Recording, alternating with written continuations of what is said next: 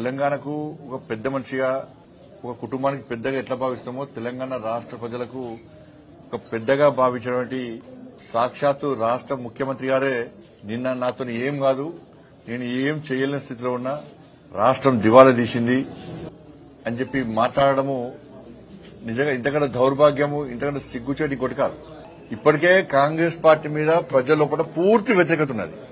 నిన్న ముఖ్యమంత్రి గారి వ్యాఖ్యలతోని కాంగ్రెస్ పార్టీ ఖేల్ ఖతం దుకాన్ బంద్, ఖేల్ ఖతం దుకాన్ బంద్. ఇక కాంగ్రెస్ పార్టీని ప్రజలు మర్చిపోయి తీసుకొచ్చింది. ఇవాళ ఈ ప్రభుత్వము ఉంటదా ఉండదా అని చెప్పి అనుమానాలు తెలంగాణ సమాజం లోపల వ్యక్తమవుతున్నాయి. ఇంకోరు కూల్స్తారని అంటలేను నేను, కూల్చాలంటలేను నేను. ఇది సామాన్య ప్రజల లోపల వ్యతిరేకత స్టార్ట్ అయింది. ఆ పార్టీకి సంబంధించిన సొంత శాసనసభ్యులే మా భవిష్యత్తు ఏంది ఈ రాష్ట్రంలో అనేటువంటి అనుమానాలతో టెన్షన్ గురవుతున్నారు కాంగ్రెస్ పార్టీ శాసనసభ్యులు. ఇప్పుడు కుటుంబంలో సమస్య వస్తుంది, కుటుంబ పెద్ద ఏం చేస్తారు, అన్ని దిగమింగుకొని ఆ కుటుంబాన్ని ఏదో విధంగా అన్ని రకాలుగా పెంచి పోషించుకునే ప్రయత్నం చేస్తాడు. ఆ కుటుంబ పెద్ద నాతో ఏం కాదన్నప్పుడు కుటుంబ పరిస్థితి ఏంది? వాళ్ళ సాక్షాత్తు రాష్ట్ర ముఖ్యమంత్రి గారు ఇటువంటి సందర్భంలో అన్ని దిగమింగుకొని తనను నమ్ముకొని ఓట్లేసిన ప్రజలకు ధైర్యాన్ని చెప్తాడా? అధైర్యంతో ఉన్నటువంటి వ్యక్తి అధైర్యాన్ని చెప్తాడా? ముఖ్యమంత్రి యొక్క అధైర్యాన్ని బయటపడ్డది అన్న వ్యాఖ్యలు. ఇది మంచి పద్ధతి కాదు. ఇది ఇవాళ తెలంగాణ రాష్ట్ర పరువు పోయిన దేశంలో దేశవ్యాప్తంగా చర్చ జరుగుతుంది ఇవాళ ఈ విషయంలో. నాతో కాదు, అప్పు ఉడతలేదు, అనా పైసా ఎవరిస్తలేరు, బ్యాంకులో పోతే దొంగ లెక్క చూస్తున్నారు, ఇవన్నీ ఒక ఎత్తు. ఒక ముఖ్యమంత్రి స్థాయిలో ఉన్న వ్యక్తి ఎట్లా అబద్దాలు ఆడినట్టే. నిన్న ఇలా నేను ఎల్లారెడ్డిపేటలో ఉన్నా, మీడియా మిత్రులతో మాట్లాడుతున్నా, మీరే సాక్ష్యం. ముఖ్యమంత్రి గారు ఢిల్లీ పోయినప్పుడు ఎప్పుడన్నా ప్రధానమంత్రి గారు అపాయింట్మెంట్ ఇవ్వలేదా? కేంద్ర మంత్రులు అపాయింట్మెంట్ ఇవ్వలేదా? ఎన్నిసార్లు కలిసినా మీరు ఇచ్చారు. ఢిల్లీకి ఎప్పుడు పోయినా మేమే అనుకుంటున్నాం. ఆయన మొన్న ఏం పెట్టిండు, నేను గిన్నిసార్లు కలిసిన కేంద్ర మంత్రులను, ప్రధానమంత్రిని గిన్నిసార్లు కలిసిన అని చెప్పి ఆయన చెప్పుకున్నాడు. మళ్ళీ ఇప్పుడు ఏమంటున్నాడు, ఈయన పోతానంట చెప్పులెత్తుకపోయేలాగా చూస్తున్నాడు. ఈ చెప్పులెత్తుకపోవడం అర్థం కాదు, నాకైతే అర్థం కాదు. ఇది కాంగ్రెస్ కల్చర్ గా వచ్చింది. ఇప్పుడు చెప్పులు ఎత్తుకపోవడం మీద చర్చ జరుగుతుంది. ఇప్పుడు ఇక జరగాలి కూడా. 2023 డిసెంబర్లో రాష్ట్ర ముఖ్యమంత్రి గారు ప్రధానమంత్రిని కలిశారు. 2024 జూలైలో రాష్ట్ర ముఖ్యమంత్రి గారు ప్రధానమంత్రిని కలిశారు. మొన్న ఫిబ్రవరి 2025 లో కూడా రాష్ట్ర ముఖ్యమంత్రి గారు ప్రధానమంత్రి గారు కలిశారు. ఇక మంత్రులను పోయినప్పుడల్లా వస్తున్నారు మంత్రులను. నిన్న కూడా లాస్ట్ కు హైదరాబాద్ నితిన్ గడ్కరీ గారు కూడా కలిశారు. ఎప్పుడు మీకు అపాయింట్మెంట్ ఇవ్వలే, ఎప్పుడు మీతో మాట్లాడలేదు. చెప్పులు ఎత్తుకపోయేటోళ్ళక ఎప్పుడు చూసారు, ఎవరు చూసారు? కాబట్టి ఇన్ని అబద్దాలా? అంటే తెలంగాణ ప్రజలకు చెప్పింది మీరే, గిన్నిసార్లు కలుస్తామని చెప్పింది మీరే, మళ్ళీ అపాయింట్మెంట్ ఇస్తలేరని చెప్పేది మీరే. అంటే ఎంత దుర్మార్గం అంటే కాంగ్రెస్ పార్టీ ప్రభుత్వము ఇవాళ ఒక రాష్ట్ర ముఖ్యమంత్రి మాట్లాడాల్సిన మాటలు కావు. ఇది ప్రజల లోపల అధైర్యాన్ని నింపింది. లాస్ట్ కు రాష్ట్ర ముఖ్యమంత్రి గారు చేతులు తెచ్చారు, కాంగ్రెస్ పార్టీ ప్రభుత్వం చేతులు తెచ్చింది. మొత్తం ఏం కాదుగా, మేము ప్రభుత్వాన్ని నడపలేని స్థితిలో ఉన్నామని చెప్పి చెప్పకనే చెప్పారు నిన్న. ఇక తెలంగాణ సమాజం ఆలోచించుకోవాలి. పోనీ ఇది తెలియక జరిగిందా అంటే తెలిసి చేశారు. ఇప్పుడు తెలంగాణ రాష్ట్రము అప్పుల పాలైంది.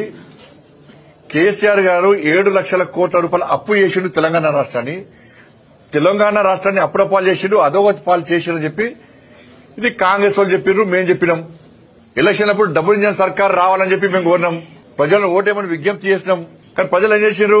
6 గ్యారెంటీలు మీరు ఇచ్చిర్రు, 420 హామీలు ఇచ్చిర్రు. ఇది 100 రోజుల లోపటే అమలు చేస్తామని మీరు చెప్పారు. ప్రజలు మిమ్మల్ని నమ్మిరు, మీకు ఓట్లేసాయి. ఇలా ఏమైంది? 6 గ్యారెంటీలు ఇక మేము ఏం చేయలేమంటున్నారు. ఇవాళ 6 గ్యారెంటీలు మేము అమలు చేయలేము, మమ్మల్ని అడగకండి.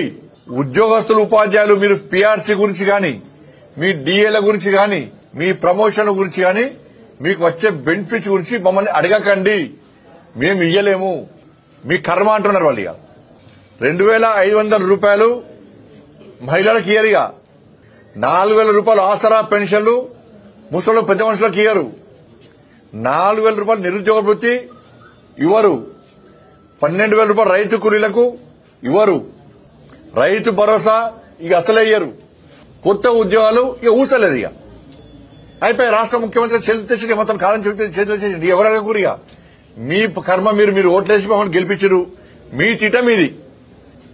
మీ ఇష్టం అంటున్న రాష్ట్ర ముఖ్యమంత్రి దయచేసి చెప్పేసిండి ఇక నిన్న. ఇప్పుడు ఎన్నికల సమయంలో కేసీఆర్ అప్పులపాల చేసిండు అని చెప్పింది మీరే, మేం చెప్పినా మీరు చెప్పారు. ఏం చెప్పారు?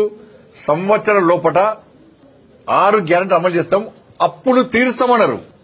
అప్పులు తీరుస్తాము, 6 గ్యారెంటీలు అమలు చేస్తాము, 420 హామీలను కూడా భవిష్యత్తులో అమలు చేస్తాము, ఇచ్చిన వాగ్దానాలను నెరవేరుస్తామని చెప్పి ఏం చేశారు?